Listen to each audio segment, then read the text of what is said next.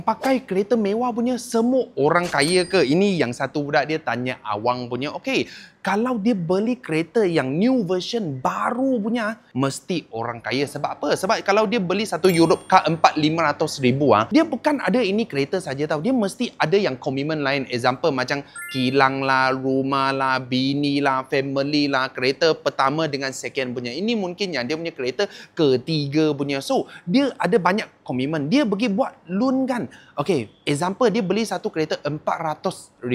So, bank tak pinjam penuh tau. Dia pun tak pinjam 90%. Dia pinjam mungkin 80-70% saja. So, example kalau muka dia 30% wah, kena 120,000 cash money leh. Itu 120,000 itu berapa banyak? Okay, I kasih satu konsep Kalau you kerja satu bulan 4,000, so satu tahun you ada gaji 50,000. Itu yang you tak makan, tak pakai apa-apa lagi, you boleh dapat 50,000. So, you kena kerja 2 tahun setengah, baru you ada cash 120,000.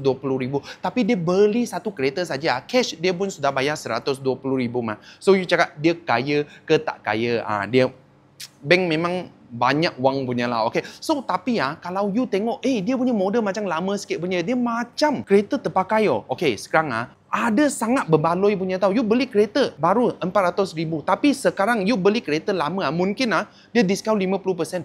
You sekarang pakai 3 tahun, jatuh sebaru jadi 200,000. Ada yang BM Merc, you tengoklah kereta baru 300-400,000. Okay? Tapi sekarang you beli tak sampai 100,000. Dia diskaun 75%. Itu kira orang kaya ke? Mungkin dia beli itu BM pun pakai full loan, tak ada bayar cash apa-apa punya So, itulah second car. Kalau pinjaman Europe car, dia punya risiko tinggi sikit. Dia orang minta banyak yang muka-muka. Sebab apa? Sebab yang ramai orang dia nak satu name card, BM ke Mercedes ke, masa dia bawa keluar, orang rasa dia orang kaya. Ini orang boleh percaya punya.